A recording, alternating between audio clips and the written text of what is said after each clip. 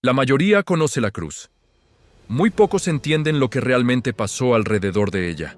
El letrero en 3 idiomas, la ropa sorteada como botín, el hombre obligado a cargar el madero, los líderes temblando por perder poder y un gobernador que quiso lavarse las manos. Como si el agua pudiera borrar la cobardía. Porque cuando hoy escuchas la palabra crucifixión, probablemente imaginas una escena religiosa, casi quieta, casi de museo. Pero en el siglo I no sonaba a devoción, sonaba a terror, sonaba a castigo romano, a advertencia pública, a un espectáculo de vergüenza diseñado para que nadie olvidara quién mandaba de verdad. Jerusalén estaba llena por la Pascua. Había peregrinos, tensión, sensibilidad religiosa, nervios políticos y un ambiente donde cualquier chispa podía encender una revuelta. Roma no toleraba desórdenes, y algunos líderes locales tampoco podían permitirse perder el control frente al pueblo. Cuando la ciudad estaba más llena, el miedo también estaba más lleno. Y en medio de ese tablero aparece Jesús, no solo como predicador, no solo como maestro, aparece como un problema incómodo para demasiada gente al mismo tiempo. Para algunos era esperanza, para otros una amenaza. Para Roma, cualquier rumor de realeza podía sonar a rebelión. Y para ciertos líderes, su influencia ya estaba llegando demasiado lejos. Ese es el primer detalle que casi nadie menciona. La cruz no era solamente una forma de matar, era una forma de exhibir. Roma no ejecutaba solo para quitar vidas, ejecutaba para enviar mensajes. El cuerpo del condenado se convertía en cartel viviente. Era poder convertido en madera. Era política clavada en un poste. Por eso el juicio fue tan extraño, tan rápido y tan cargado de tensión.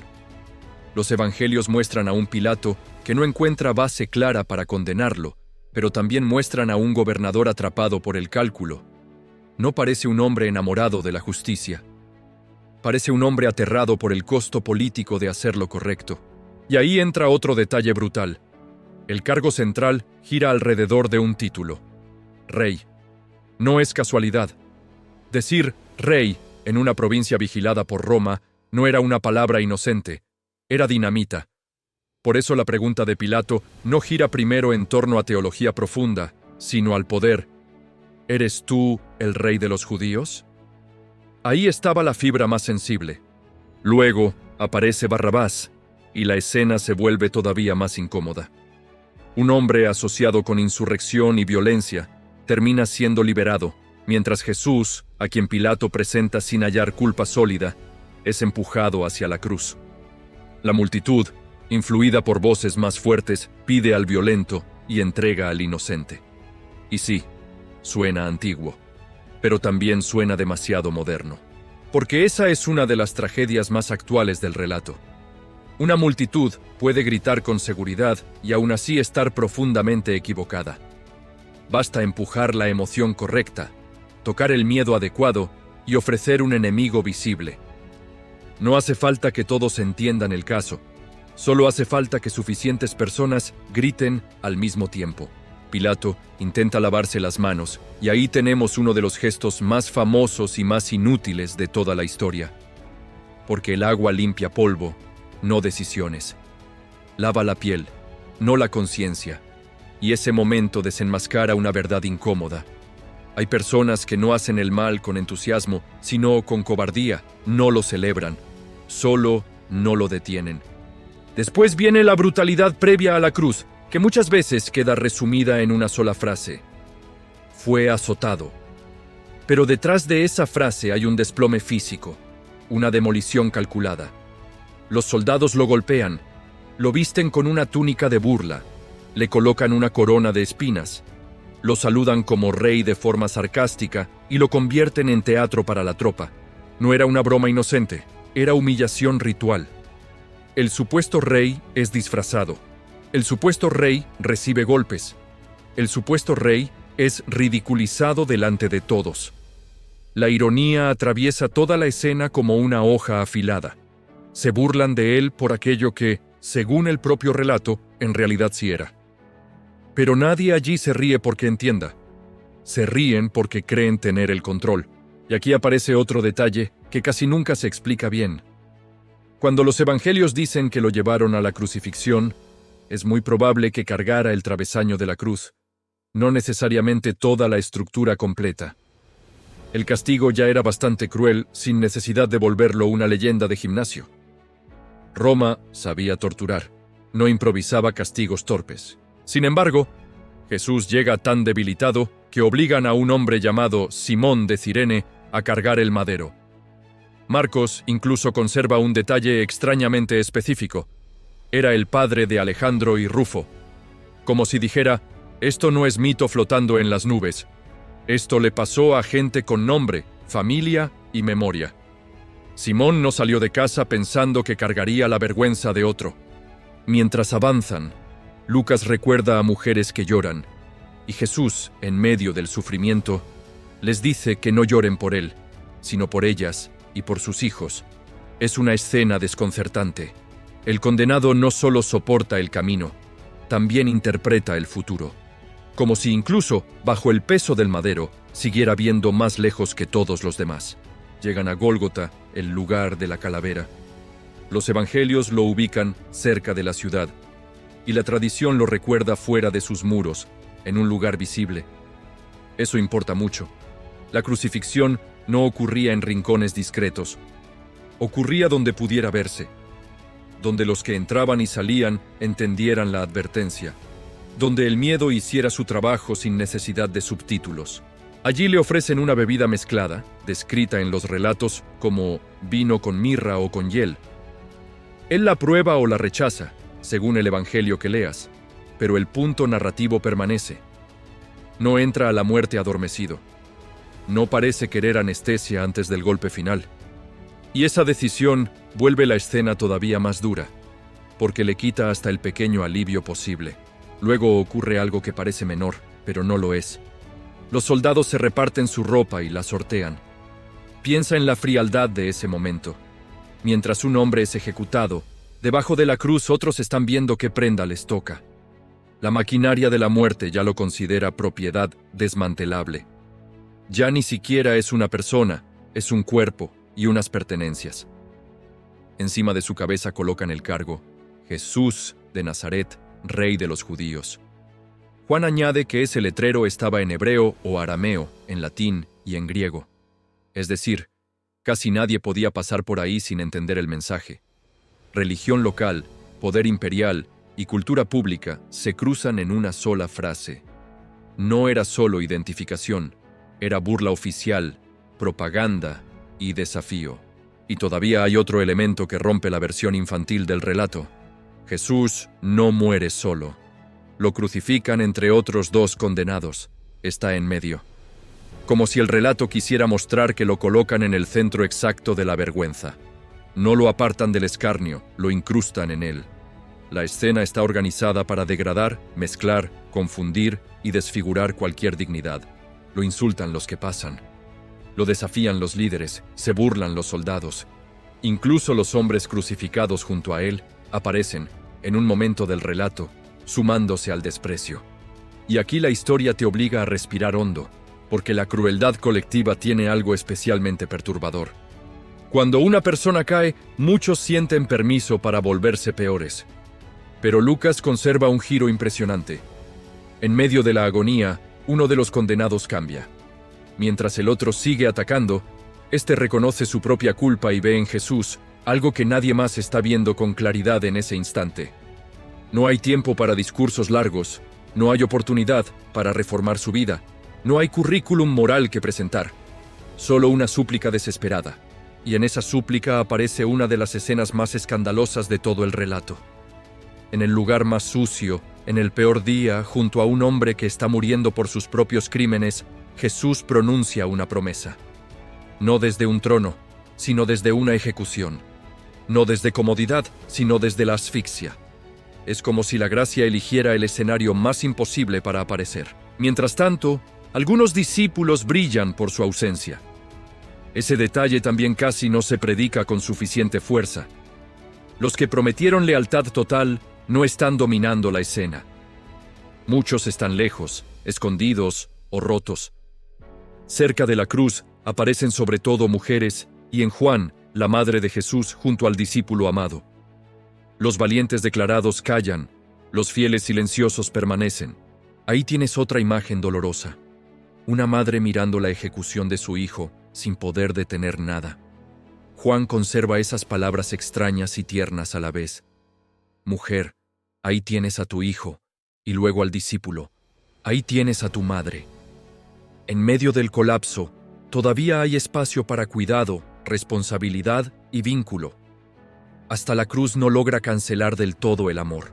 Alrededor del mediodía, los evangelios sinópticos dicen que una oscuridad cubre la tierra hasta la tarde. Más allá de cómo la interpretes, el efecto narrativo es brutal. La creación misma parece ponerse seria. El mundo que se había reído empieza a oscurecerse. Como si la escena se negara a seguir siendo solo un espectáculo y reclamara ser entendida como algo mucho más profundo.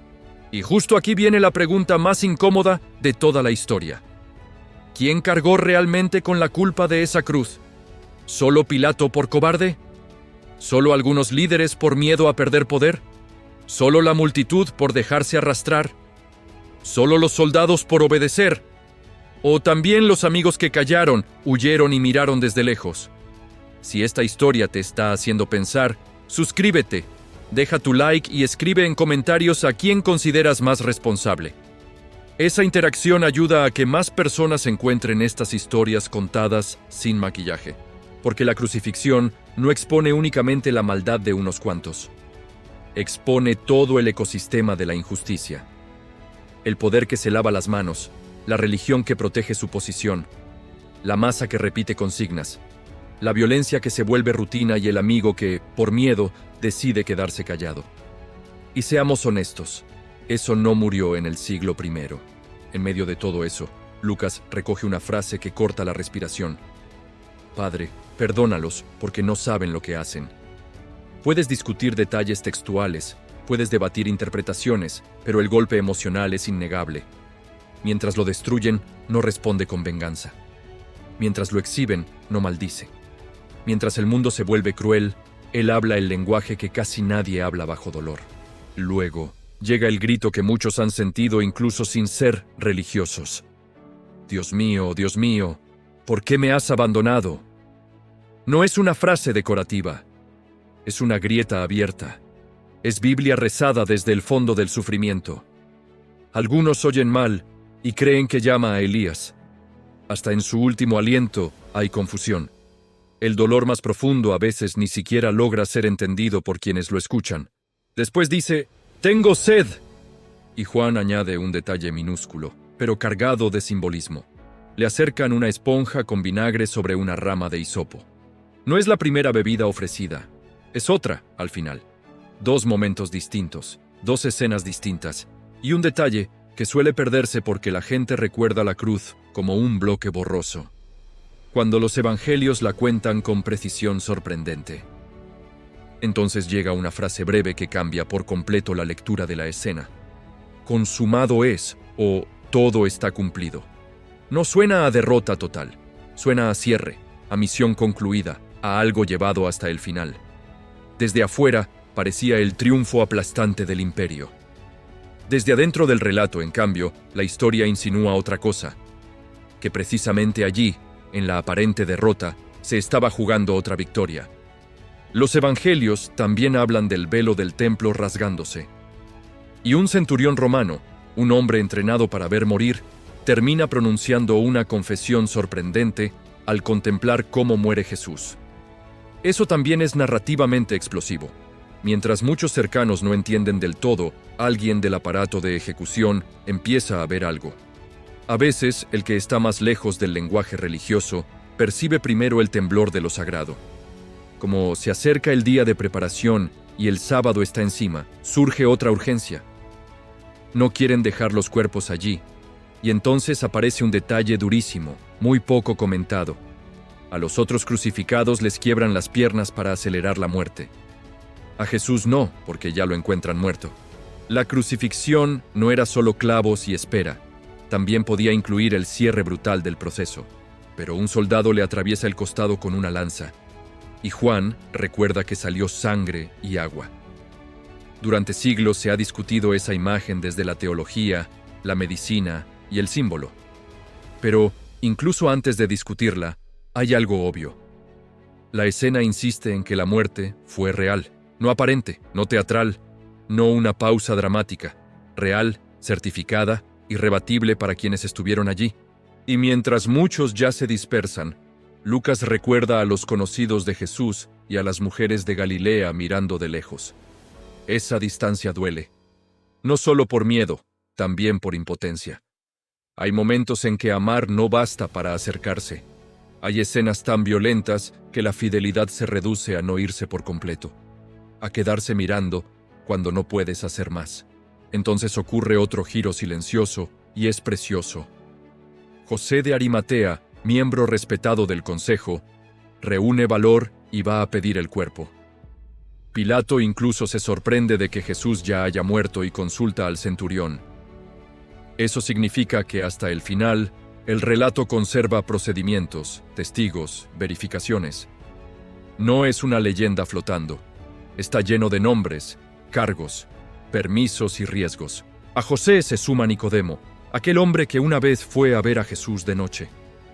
Ahora aparece a plena luz del duelo, llevando una enorme cantidad de mirra y áloe para la sepultura. El discípulo nocturno sale de las sombras cuando casi todos ya se han escondido. A veces la valentía llega tarde, sí, pero llega. Y cuando llega, todavía puede honrar. Lo envuelven con lienzos y especias, según la costumbre funeraria judía. Cerca del lugar de la crucifixión hay un huerto y un sepulcro nuevo. Como el sábado está cerca y el tiempo se acaba, lo colocan allí. Todo ocurre con rapidez, pero no con indiferencia.